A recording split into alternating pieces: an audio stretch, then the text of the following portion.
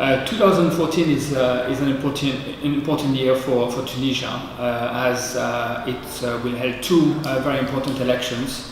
One already took place. Parliamentary elections took place on 26th of October, and then on Sunday, 23rd of November, the Tunisians will elect their president, the first president elected after the fall of the former regime. And there may be a second round should no candidates receive more than 50% of the votes. And IFES has been in Tunisia since 2011 to help Tunisians organize the elections and supporting in general the democratic transitions. Why are these elections important in 2014? First of all, I believe that these national elections, both parliamentary and presidential elections, will mark the end of the first phase of the transition in Tunisia that followed the fall of the Ben Ali regime in January 2011.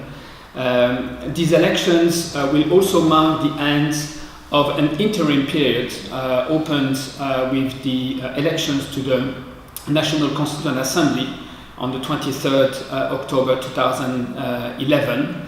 And these elections back in 2011 created a National Constituent Assembly whose main mandate was to adopt a new constitution and start creating the foundation for a new Tunisia under a new regime.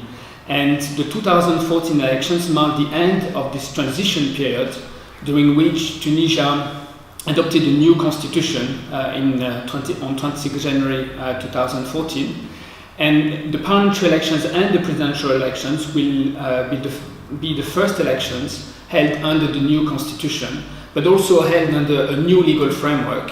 The National Constituent Assembly adopted and created a new election commission back in January 2014, but also adopted a new electoral law which remove all the former laws adopted under President Ben Ali.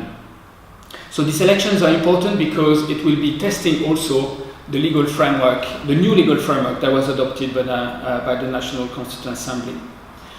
Then these elections are also important because, in my view, the parliamentary elections mark a new step towards building democracy in Tunisia. We all know that building democracy is a long and arduous process. But these elections were held successful by all the observers, and I believe that these elections are creating a new area, opening a new era for Tunisia. Tunisia has about 1.8 million illiterate citizens, and which represent about almost 20% of the overall population of Tunisia. And we realized that very little information was shared with this segment of the Tunisian society.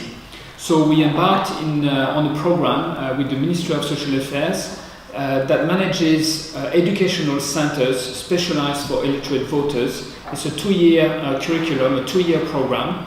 And we realized that in this 2-year program, there was no section and no time to discuss democracy, elections, political rights. So we work closely with the Ministry of Social Affairs to create a module in this curriculum. We created a module on election, which lasted about 2 weeks.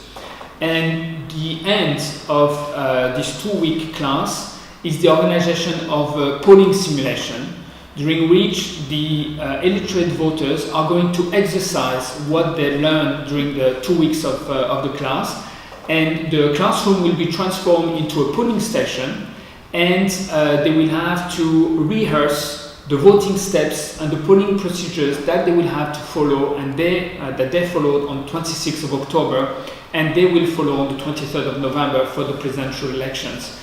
The overall objective of this program was to familiarize illiterate voters with the way voting is taking place into the polling station, so that they feel more comfortable next time they go and vote, but also to encourage them to cast their ballot on election day, because in 2011 we realized that only very few illiterate voters came to the poll, and the objective of this program was to mobilize illiterate voters, inform them about their rights, but also inform them and familiarize them about the procedures inside polling stations.